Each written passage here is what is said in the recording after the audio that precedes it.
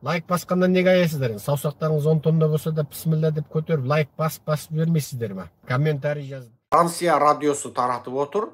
Путиннің кесірінен шетелдегі миллиардтардан айырылған орыстың корпорациялары, олигархтары Еуропамен келіссөзді құпия жүргізте бастады. Олар Путинді тұтқындамақ немесе өлтірмек дейді. Ал бұл бұдан бұрын Украин барлау қызметі жағынан таралса, енді Франция радиосы жағынан таратылып отыр. Демек, бұл мәселеде мүмкін Путинді айналасына әдейіге күдік салу үшін ба? Еш өзінің адамын өзі сенбейтін қалыға келу. Жоқ әлде шынында Ресейдің олигархтары енді ақша деген оңай ма? Путин билікке келгеннен бері 22 жылдан бері тура ішпей жемей отырып шетелге жасырған ақшасының бәрін тарс еткізіп тығып тастады, мұздатып тастады, блоктап тастады. Осы әлгінде ғана біз YouTube'те де, Facebook'те де бөлісіп қойдық.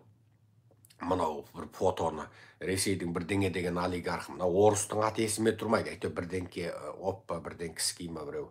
Сол бірдеңкенің үлкен яхтасы, анау бәленбай 100 миллион доллар тұратын яхтасын Англияда жаңағы тәркілепті.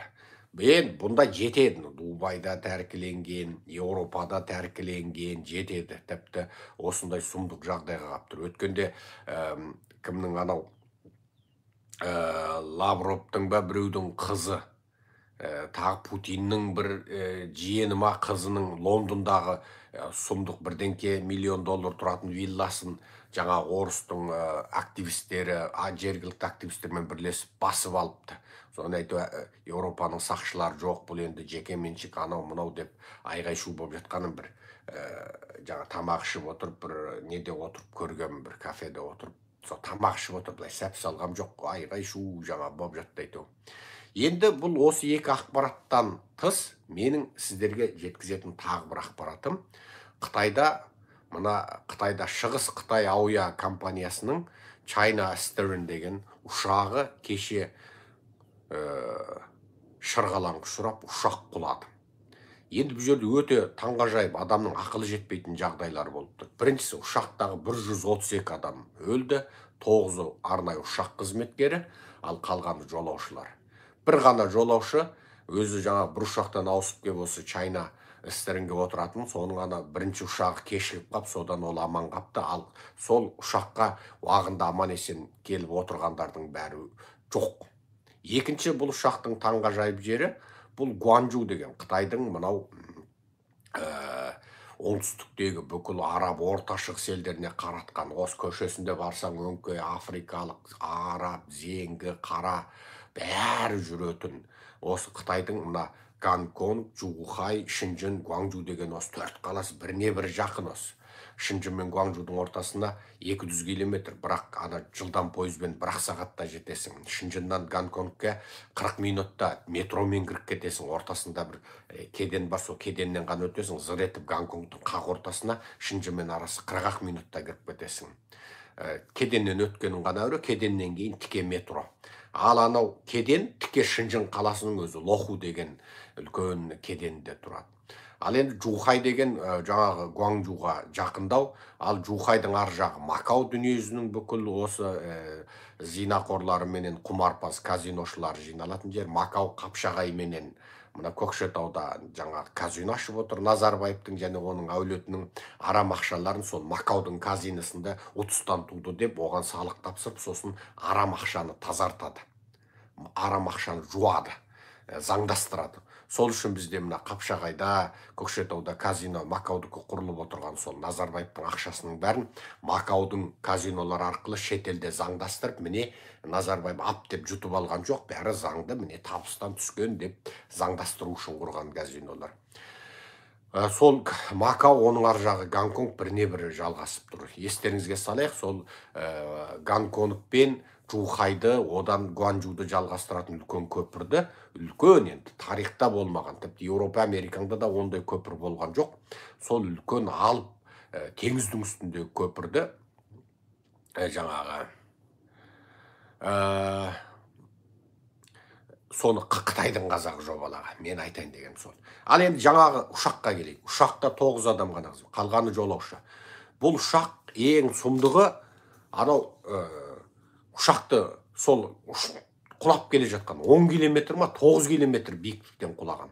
Сонда сол ұшағын құлағанда кәдімгі ұшақ бүйтіп келіп ақырын бүйтіп құлайды ғой. Мың жерінен оның моторы өшіп қалсын, бір инженер істемей қалсын, компьютерінен проблема шықсын, ол былай кеп құлайды. Анау тік шаншылған ғой кәдімгі.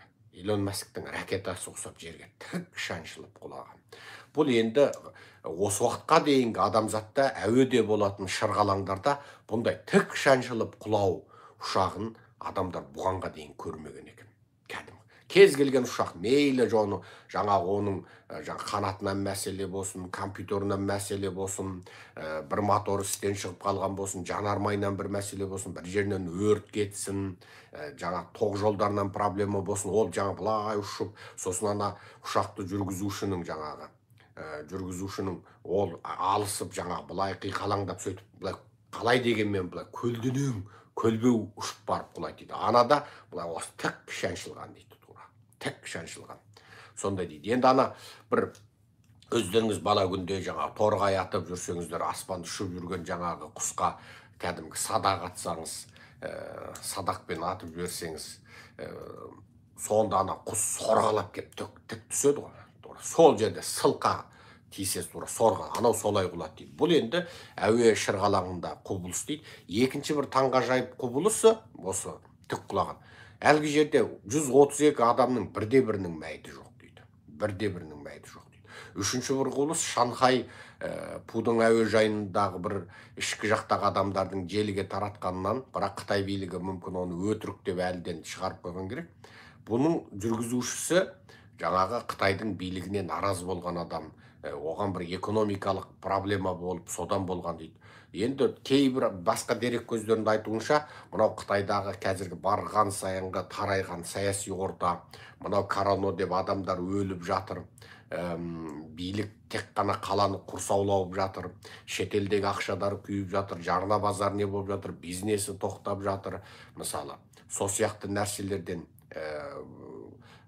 ол болған болуы да мүмкін дейді. Енді жаңағы адамның жеке сондай бір мүмкін бір саяси мәселе. Білесіздер, мына Қытайда отбасылық бизнес деген бар, мысалы. Жаңа ол жай ұшақ жүргізуші болғанымен, мысалы оның әкесі не әйелінде бір үлкен зауыт болуы мүмкін. Мысалы, сондай Қытайда отбасылық бизнес өте жоғары. Енді белгісіз қазірге дейін, енді бұл осы ұшақтың құлауынан Си Цзиньпин шошып есі шығып отыр дейді.